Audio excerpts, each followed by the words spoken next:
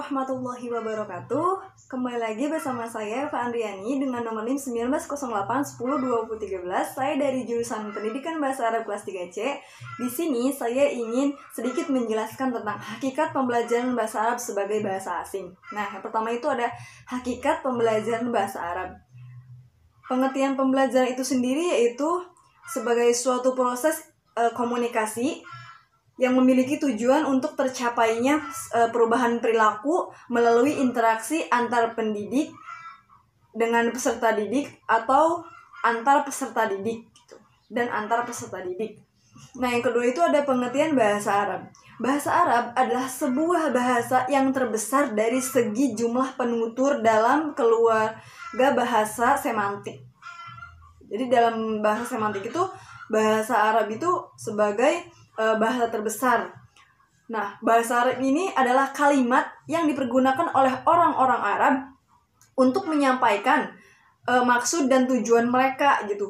Jadi orang Arab itu kan berkomunikasinya pakai orang Arab. Nah, berbentuk huruf hijaiyah ya yang dipergunakan oleh orang Arab dalam berkomunikasi dan berinteraksi sosial baik secara lisan ataupun secara tulisan. Selanjutnya ada pengertian pembelajaran bahasa Arab.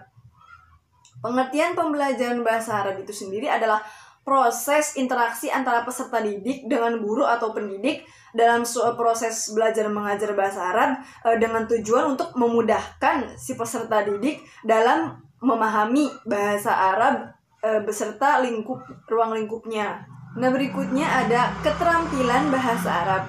Bahasa Arab itu mempunyai keterampilan sama seperti bahasa Inggris, bahasa Indonesia. Yang pertama itu ada keterampilan menyimak, atau biasanya dalam bahasa Arab itu disebut dengan maharoh al-istima, menyimak begitu. Nah, keterampilan menyimak ini adalah kemampuan seseorang atau kemampuan peserta didik dalam mencerna atau memahami kata atau kalimat yang diajukan oleh mitra bicara atau media tertentu. Yang kedua itu ada keterampilan berbicara atau maharoh al-kalam. Nah, keterampilan berbicara ini adalah kemampuan peserta didik untuk menangkap bunyi-bunyi atau mengungkapkan bunyi-bunyi artikulasi atau kata-kata untuk mengekspresikan pikiran berupa ide, pendapat, keinginan, atau juga perasaan kepada lawan bicara mereka gitu. Keterampilan berbicara ini bertujuan agar para pelajar atau seseorang itu dapat berkomunikasi secara lisan, baik dengan wajar menyampaikan pesan kepada orang lain secara sosial dan dapat diterima. Yang ketiga itu ada keterampilan membaca atau maharoh al-qiraah. Nah, keterampilan membaca ini adalah kemampuan untuk mengenali atau memahami sesuatu bacaan yang tertulis dengan melafal atau mencerna di dalam hati. Membaca ini adalah proses komunikasi antar pembaca dan penulis melalui teks yang ditulisnya. Nah, yang keempat ada keterampilan menulis. Dalam bahasa Arab biasanya disebut maharoh al-kitabah. Keterampilan menulis adalah kemampuan untuk mendeskripsikan atau mengungkapkan isi pikiran kita atau isi pikiran si peserta didik ke dalam tulisan, mulai dari aspek yang sederhana sampai kepada aspek yang kompleks. Nah, biasanya dalam keterampilan menulis ini dalam bahasa Arab berkaitan dengan ilmu nahwu.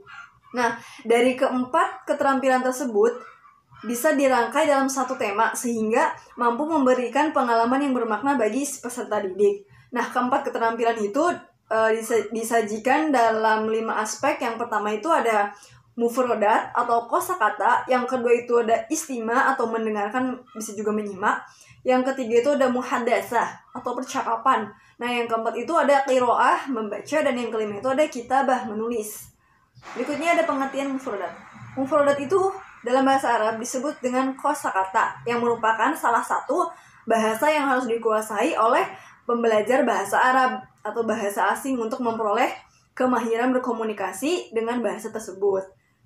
Mufrodat adalah lafal atau kata yang terdiri dari 2 huruf atau lebih yang menunjukkan makna isim, makna fiil, atau makna adat. Nah, kosakata itu merupakan salah satu unsur penting yang ada dalam suatu bahasa di samping unsur-unsur lainnya seperti sistem bunyi atau bisa disebut nizam syauti, atau sistem morfologi disebut nizam sorfi, sistem sintaks nizam nahwu, dan sistem semantik nizam dalali.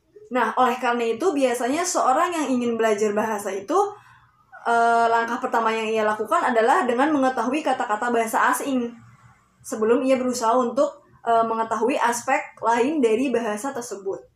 Nah, yang berikutnya ada pentingnya bahasa Arab pada kehidupan sebagai bahasa asing. Bahasa Arab sudah diakui oleh berbagai negara di dunia sebagai bahasa internasional selain bahasa Inggris yang dapat digunakan dalam berbagai urusan yang melibatkan antara negara. Bahasa Arab menjadi salah satu sumber ilmu pengetahuan yang dapat meningkatkan pola pikir manusia. Syekh Abdurrahman As-Sa'di juga menerapkan di dalam hadisnya sebagai berikut.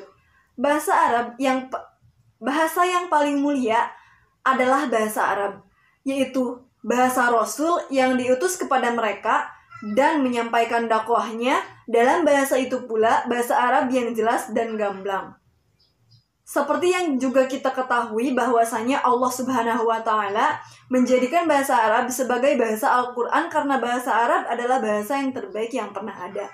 Mungkin cukup sekian yang dapat saya sampaikan. Kurang lebihnya mohon maaf. Wabillahi taufiq wal hidayah. Wassalamualaikum warahmatullahi wabarakatuh.